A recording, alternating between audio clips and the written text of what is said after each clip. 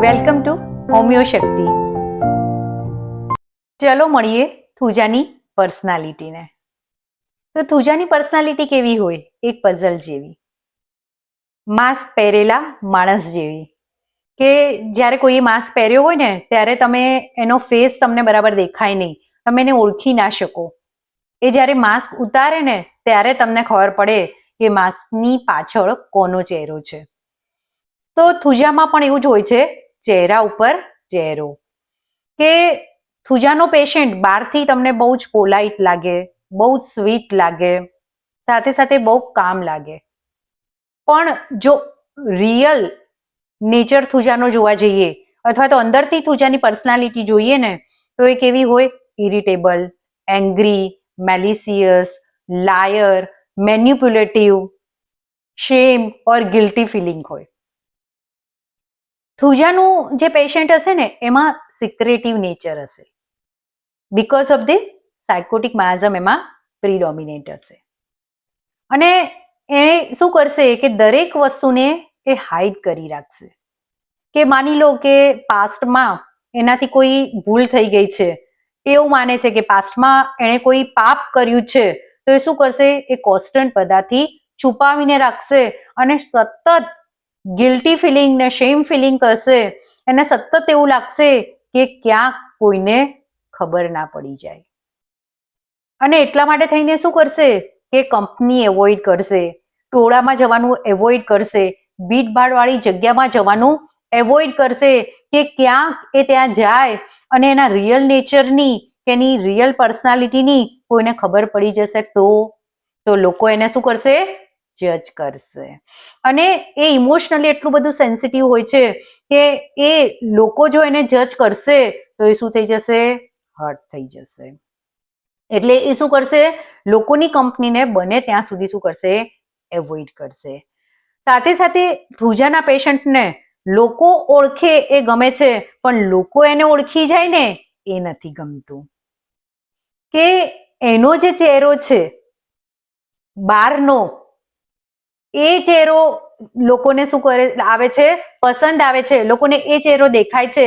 પણ જો એનો અંદરનો ચહેરો લોકો એને ઓળખી જશે, લોકો એને રિયલ નેચરની એને લોકોને ખબર પડી જશે તો એની પર્સનાલિટી, એની લાઈફ શું થઈ જશે?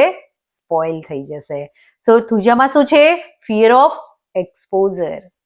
કે લોકો એના રિયલ નેચરને જાણી જશે તો લોકો એને જજ કરશે અને એના માટે કમેન્ટ પાસ કરશે. અને એના માટે થઈને જો નેગેટિવ કમેન્ટ આવશે તો એ શું થશે?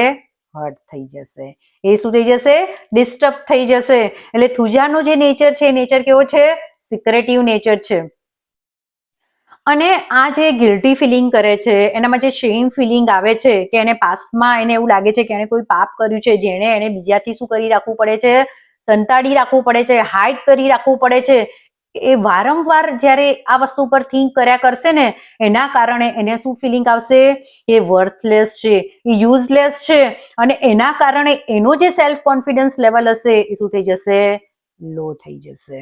અને એ એવું માનશે બીજાની કમ્પેરિઝનમાં એ શું છે? હીન છે, ઉતરતી કક્ષાનો છે, એકદમ સ્મોલ છે. અને આ જે મેન્ટલી ફીલ કરે છે ને એનું એક્સપ્રેશન એની ફિઝિકલ બોડી પર આવે છે. કે એ સહેજ પણ કોલ્ડ એક્સપોઝર કરશે ને તો તરત એને શરદી થઈ જશે. સહેજ કોલ્ડ એક્સપોઝર કરશે તો એને કફ થઈ જશે, એને તરત હેડેક થઈ જશે, તરત એ બીમાર થઈ જશે. સહેજ બહારનું ખાશે તો તરત એને ડાયરિયા વોમિટિંગ થઈ જશે. તો આ શું છે? એ પોતાની જાતને શું માને છે? પોતે એકદમ ડેલિકેટ છે. એવું માને છે કે my body is made up of glass. અને એટલે એ ચાલશે તો સાચવીને ચાલશે કે ક્યાંક કોઈની સાથે ભટકાઈ જાય અને આ એનું બોડી તૂટી જાય તો એની લાઈફ શું થઈ જશે? સ્પોઇલ થઈ જશે. અને એટલા માટે થઈને પણ એ શું કરે છે? કંપની એવોઇડ કરે છે, ભીડભાડવાળી જગ્યા ઉપર જવાનું એ એવોઇડ કરે છે. એને કોન્સ્ટન્ટ એવું લાગે છે, એ કોન્સ્ટન્ટ ગિલ્ટ, શેમ ફિલિંગ કર્યા કરે છે. અને એના કારણે જે એનો કોન્ફિડન્સ લેવલ જે લો થઈ જાય છે, એના કારણે એને એવું લાગે છે કે એનું બ્લડ શું થઈ ગયું છે? પોઈઝનિયસ થઈ ગયું છે. એ પોતે શું છે? અગલી છે.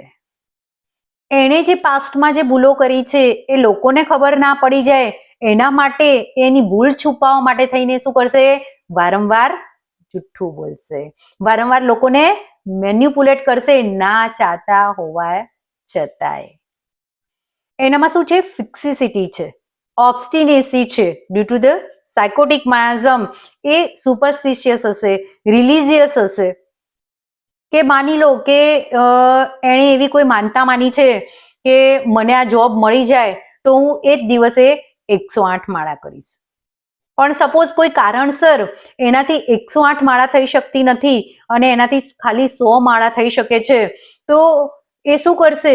એ તરત એને ગિલ્ટી ફિલિંગ આવશે કે હું આટલું પણ કરી શક્યો નહીં, હું વર્થલેસ છું, હું શું છું? યુઝલેસ છું. અને એનામાં જે થુજાનું પેશન્ટ છે એનામાં ડિફરન્ટ કાઇન્ડ ઓફ સેન્સેશન જોવા મળે છે, મીન્સ કે ડિલ્યુઝન જોવા મળે છે, રોંગ બિલીફ ઓન સેલ્ફ. કે sensation as if the convex button press on my forehead, sensation as if my body made up of glass, sensation as if my lower limb made up of wood, sensation as if another person walking beside me, sensation as if I am pregnant, sensation as if something alive in my abdomen, or sensation as if animal crying in my abdomen, sensation as if some super power control me. So આવા different kind એને sensation જોવા મળે છે. Sensation as if I am ugly, sensation as if my blood is poisonous. તો આવા different કાઇન્ડના sensation પણ થુજાના પેશન્ટમાં જોવા મળે છે. સાથે સાથે થુજાના પેશન્ટને એવું લાગે છે કે એના સોલ અને બોડી વચ્ચેનું કનેક્શન શું થઈ ગયું છે? લોસ થઈ ગયું છે. એને એવું લાગે છે કે આ બધું રિયલ નથી, આ બધું શું છે? ડ્રીમ્સ છે. સો આ જે થુજા છે એ થુજાના નેચર માટે શોર્ટમાં કહીએ તો થુજાનું પેશન્ટ શું હોય છે?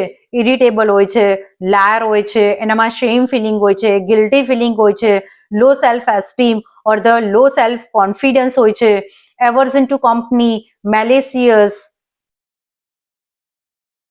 અને સાથે fix ideas, secretive nature and મેનિપ્યુલેટિવ.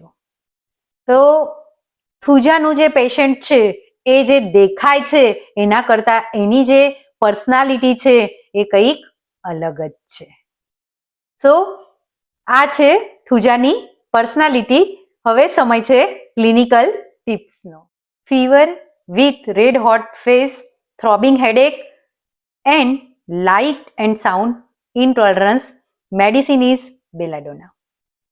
કે માની લો કે કોઈ 8 કે 10 વર્ષના ચાઇલ્ડને લઈને પેરેન્ટ્સ તમારી ક્લિનિકમાં આવે છે, તમે જુઓ છો તો એ ચાઇલ્ડનો ચહેરો એકદમ ગરમ છે અને સાથે લાલ થઈ ગયો છે.